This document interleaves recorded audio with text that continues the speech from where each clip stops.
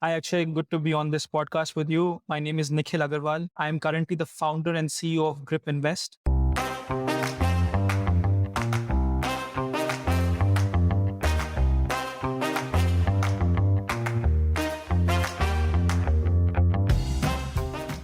The most sustainable way for a country to develop its transportation infrastructure is by encouraging more use of public transport. Car ownership comes with a whole host of issues like traffic jams, pollution, etc. And some of the best places to live in the world actually have more usage of public transport than private vehicles.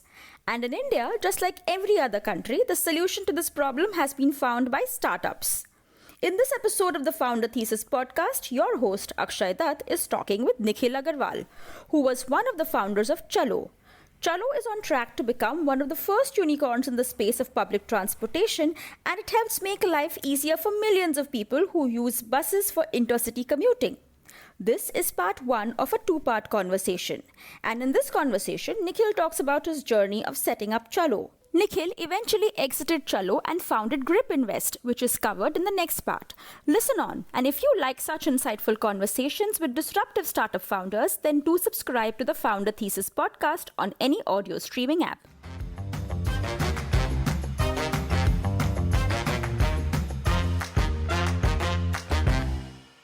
I went to Delhi University, studied economics honors. This was 2004. I finished my MBA in Delhi at Faculty of Management Studies, FMS. I was a batch of 2009. Okay. FMS is like really hard to get into because they are such a small intake. So that's pretty amazing. How was that FMS experience like? I would say it was very interesting. FMS, you're right, it has a very small batch, and hence, unlike most MBA schools where you may not necessarily know who your classmates are, I think in FMS, just because of the size of the batch, you have a much more deeper connect with your classmates. I joined HSBC as a management trainee. My first role was as a consumer mortgage banker, so home loans. This was immediately after the financial crisis, 2009. And I think HSBC at that point of time had basically said no more home loan lending. So I was part of a team that actually was helping rebuild that mortgage book. So there were 5 people in this strategy team, and we started rebuilding it again. There were also things like, how do you create the right perception within the larger bank that this is going well? Because you need to buy support for anything that new that you're doing. And I did that for about 7 months before getting an opportunity to move to an investment banking role with Morgan Stanley. And I think that had its own set of challenges and learnings, but that is how I started my career. Okay. Like essentially they gave you an open playing field to set up the home loan business for them one more time, which they had discontinued. And what about Morgan Stanley? What were you doing there? I was an investment banker looking at a bunch of sectors like auto, tech, real estate, and doing both capital markets and M&A. For people who are not familiar with investment banking, we help companies either raise money or acquire other companies or sell themselves as part of a transaction. And the process of discovery of who that transacting party may be, and the process is what an investment banker does. So what made you move on? I call it the curse of middle management. That's what I have started calling it. People are in the 30 to 40 age bracket, and they've spent anywhere between 6 to 10 years working in a role. They typically start seeing the next 3 or 4 years being similar to the last 3 years. At that point of time, you're young, you don't have that many responsibilities, health is still good, you may have one kid, and you've built a good savings base. And that's when that khujli starts happening to say, if I want to do something different, this is the time. And I think I went to the same experience where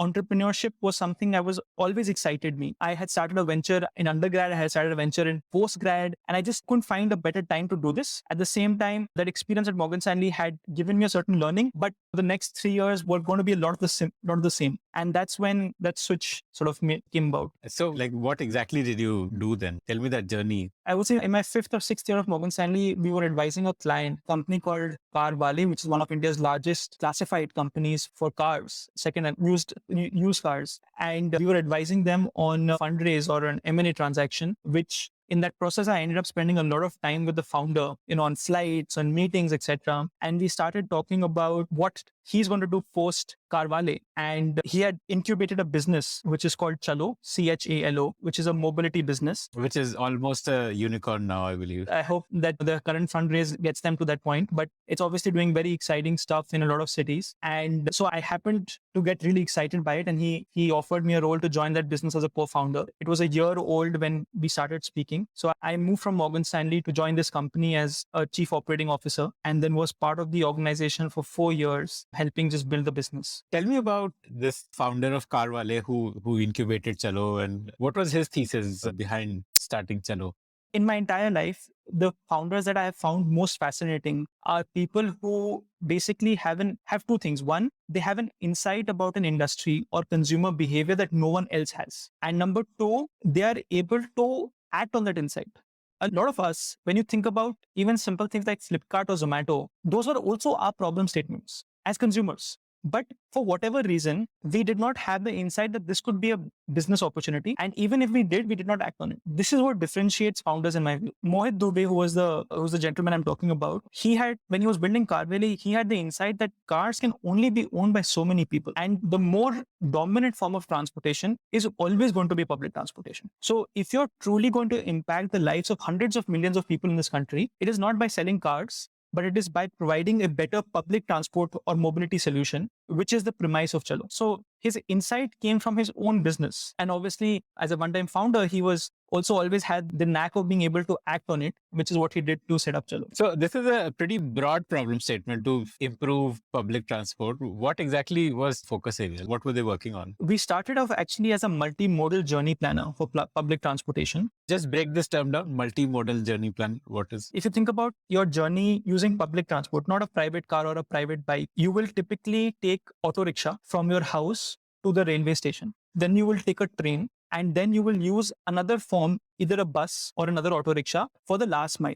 Right? So the first mile and the last mile and the trunk are going to be three different modes of transportation. Very typical. It could also include walking. This is multimodal, right? So different modes of transportation to complete the same trip. Chalo basically built an algorithm to allow people to plan multimodal journeys using different forms of public transportation in a most time-effective or cost-effective manner. What we realized is that the biggest part of that journey is going to be buses, especially in a country like India. In fact, even in London today, which is one of the most developed public transport networks, trips on buses far outsize the number of trips on metros. So buses by themselves are very dominant and will be a major form of transportation. The experience on these buses is very poor in India. So you're talking about like local transport or like within cities? Local transport. So if you're listening in from Bangalore, it's BMTC. If it's Delhi, it's DTC. Bombay, it's best. Absolute local transport. And if we have to focus all of our limited energy and time, it should be on solving buses and making that experience better. It will have the most significant impact to travel. So Chalo's proposition within public transport came down to how do we make a bus journey, an intra-city bus journey better. And how did they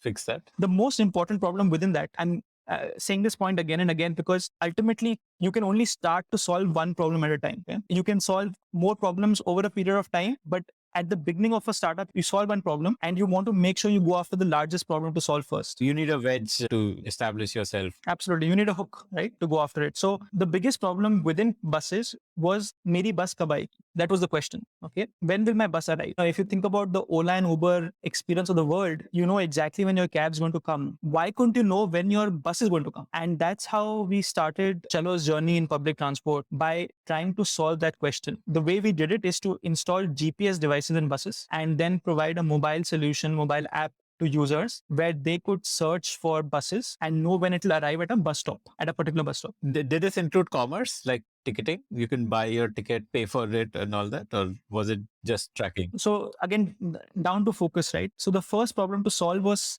arrival time. The second problem that we then started to solve was commerce. Because if ticketing when you're on a bus is not that big a challenge, there is a conductor who will provide you a ticket and hence you can purchase it. It is a problem still. And we realized the magnitude and the dimension of the problem over a period of time. When we got into commerce, we realized that because tickets are entirely paper-based, cash-based, there are two things that happen. Number one, there's a lot of pilferage in the system. Cash gets leaked out. And number two, what in traditional economics is called menu cost. You can't keep changing the menu. It's a cost to change the menu. If you have fare changes, if you want to add a new dish, it changes, right? Because those are printed receipts of tickets. So you have to print those stubs once a while. If we could make that experience digital, where you could use a smart card on mobile, we would suddenly be able to address both these problems. So it was not a convenience problem.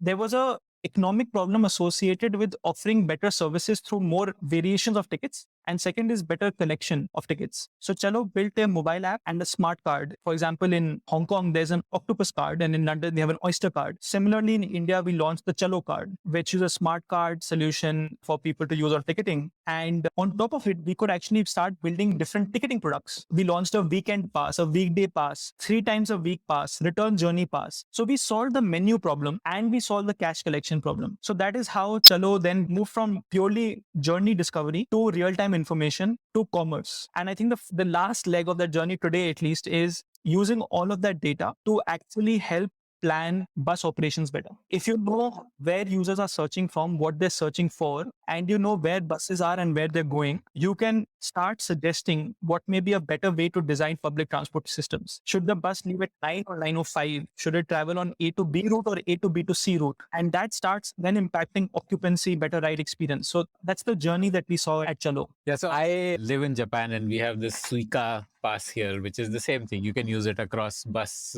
metro, rail, Shinkansen and everything. Tell me the journey of like actually building it. So first, that multimodal journey planner would have needed a lot of data, right? And Google Maps probably took a decade to build a multimodal journey planner. How did Chalo build it? I would say that was actually, when I look back, the easier part of the business to build, because we were inherently using Google Map locations to then put together the map or the trip for the person, and then using data from public records of a transport agency or a train schedule to create it. Okay. Like DTC would have a published schedule. Correct. However, we realized that, and why the trip planner was not a successful product, is that the information was not real. It was not real time. And hence the accuracy of what we were telling people was fairly poor. We were not fulfilling the promise of our product. And hence the learning to move to real time information as against to move to schedule information. With all credit to Google Maps, but if you use Google Maps today for public transportation, there will be bus stops that don't exist anymore, because ultimately no one is collecting the data by going and physically verifying it. It's all based on an algorithm. And hence, while we were able to create it as a pure tech solution, it never served its true purpose. And hence the need to move to real time. Because I think these public transport agencies anyway don't publish stop by stop timing. They just publish the start time, like the bus starts at this time. Then rest depends on traffic.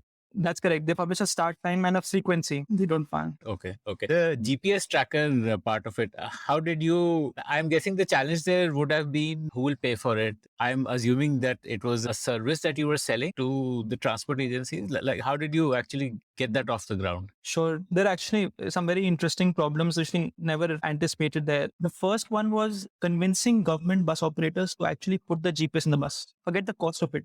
But actually, how do you convince them to do this? Because governments run on tenders and, there's a protocol towards doing things. The way we did it as a pilot was we went to bus conductors and we installed a tracking app on their phone and paid them money to activate the tracking app when they were on the bus. So we found sort of a private market solution to a public market problem. And when the data started working, we were able to convince governments to say, okay, fine, here's data for why you should allow us to put a GPS. What data were you able to show them? Ridership increased or what? Like ridership increase was difficult to measure, but we had number of... Yeah, you didn't have the pre... We had number of people using the app and saying, here's data to say that this is how your network is moving. You can even see problems like 3 buses back to back. And here's the number of people who are now logging in to see this data. So clearly we are solving a pain point. And then we got permissions to put GPS.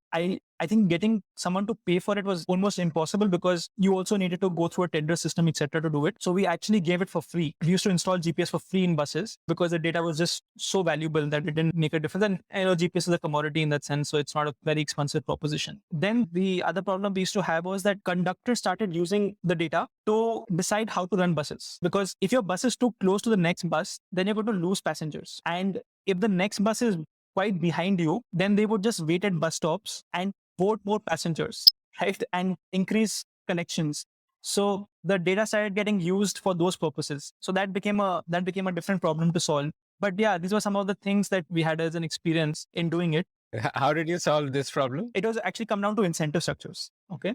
So if you incentivize the conductor to run as per schedule and say there's going to be an incentive for you to meet the schedule, rather than worry about collection, it then starts making sense. So one of my favorite learnings from MBA school is about incentive structures. We all work on incentives, different kind of incentives, not necessarily money. And creating a successful business is about finding the right incentive structure for everyone in that ecosystem. I think, and that's what we were maybe able to do at least partially at Chalo in this problem. You were able to convince the authorities that your conductors' performance parameters or KPIs should be timeliness, and you can track timeliness through Chalo's product, which made it easy for them to really do performance evaluation of every bus. And at the same time, we were able to give this data to the transport agency for them also to track their buses. They had no idea where their buses were during the day. They were relying on just the kilometer count in the bus, but they had no other idea. And when we started providing them that information, we started solving their problem, which then started giving us more permission to do more GPSs and more experiments with how the buses were running. Okay. So this GPS was essentially like a top of the funnel cost. It was your cost to acquire users. If you are able to give users that arrival information, then they will download the app. So it's just the cost of downloads, basically. Absolutely. I think Chalo has never spent anything on marketing. You would not need to. If you have something this powerful, then the word of mouth. Yeah, lots of very interesting things we did on the marketing side, which I give credit to. We have a co-founder called Dhruv Chopra, and we used to put stickers inside buses, okay, about the Chalo app, because all of your customers are in the bus. So why go outside the bus? We started realizing that there are places in cities where there is no bus stop. We basically incurred the cost of creating a bus stop there, but then branding it Chalo. We started building city maps and branding them Chalo. So we realized that given it's an infrastructure, we're building an infrastructure, we can think of marketing very differently and create awareness about the product. And how did the commerce kickstart, like the ticketing? Was it about replacing paper tickets altogether, or did authorities say, okay, people can either buy a ticket or they can show the conductor the ticket on their phone? Or like, what were the modalities of getting it off the ground? You can't eliminate paper tickets, because ultimately that you have to make the assumption that everyone is happy to do this. And in a society like India, that's not possible. So it was an additional mode of payment that was available to people. And that's something that we started providing. But so as in, once you board the bus, you go in front of the conductor and you tap something on your app and the conductor gets a notification that you've paid. Is that something like that? So basically very much like how all of us use our Paytm today, okay, where on the merchant's POS machine, there's a QR code and you scan the QR code. Same way, we used to generate a QR code on the customer's mobile, and the conductor's ticketing machine could scan that and validate that the payments had happened. On the card, very simply, the way we do a tap today, if your spend is less than 5,000 rupees, RBI allows you to tap your credit card on a POS machine. Same way, we built a card solution which you could just tap on the conductor's ticketing machine to pay for the payments. One of the things I'm proud of is that we were the first to introduce very high-tech ticketing devices for conductors. Today, if you go to a merchant shop in India, the machine that a merchant uses for payments, card payments, is the same device that is inside the bus in the conductor's hands. So same POS machine, same handheld POS machine is what the conductor uses.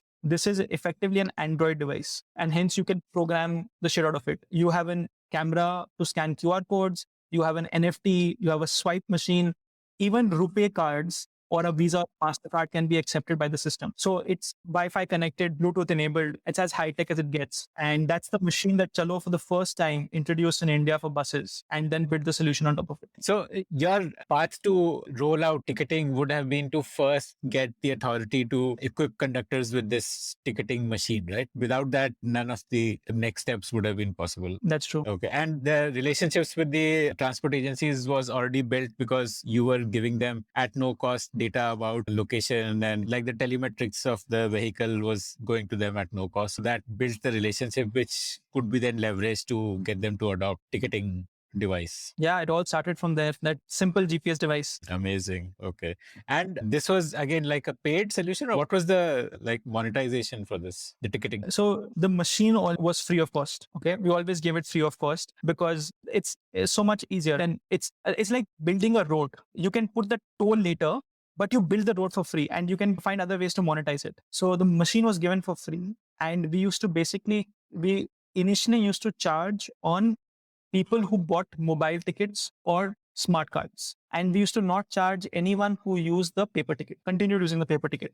So only people who transitioned were what we used to monetize on. Chalo has now moved to a different model where we started seeing that as a combination of the data and the ticketing, there was an increase in ridership, also a reduction in pilferage. And what we started seeing an opportunity for us to take a revenue share of the total earnings of the bus, because we were playing a role in increasing those. And hence the model is now about revenue share rather than simply about providing this as a service. Got it. So now Chalo is a tech partner for transport agencies, basically. Yeah, it's everything from a tech partner to getting involved in bus operations. So everything, I like to think of it as the largest private bus service in the country, which is using technology, but without owning any buses. Amazing. Okay. Okay. And the smart card, when was that launched? Like at the same time only when you launched the ticketing device for conductors, or what was the evolution? The ticketing machine came first. We launched a ticketing machine for a very different purpose. The funny thing is that there are two things about a bus. There's a bus number and there's a route on which the bus operates. Like you said, green line. But green line doesn't mean that the same bus comes on the green line. It could be any bus, which means even if we have a GPS on board, we have no way of telling whether it's going to operate on the green line or some other route, right? But the ticketing system knows, because that's the only way to issue tickets. So the reason we put the ticketing machine in the bus was to find out the route number. And that, married with the GPS data, gave us the ability to predict ETA. Once we started putting that machine and seeing the data, we realized that, okay, there's another opportunity here to build commerce on top of it. And that's when we introduced the smart card and mobile ticketing. So that's the full evolution of the tech stack. Amazing. The foresight to have this process, this way of thinking that let me get the data first and I will monetize later. That is simply visionary, I would say, to have that kind of foresight. Amazing. Okay. So essentially, I would say like Chalo is like a data company then at its core. Like everything that built Chalo to where it is today was in pursuit of better quality data. That's how it got built to where it is today. And so once the monetization started, then what kind of numbers did it do? Like, what is the revenue numbers like? Are you at liberty to share something about the growth in numbers? The last number that I saw in the public domain was about $180 million of ticket sales in a year on various parts of Chalo's system. So that was a total gross value of transaction that Chalo was enabling. And that's something that Mohit has recently spoken about. So I'm just quoting him. We hope you enjoyed listening to part 1 of this 2-part episode. Just search for Founder Thesis on any audio streaming app for part 2 of this amazing conversation.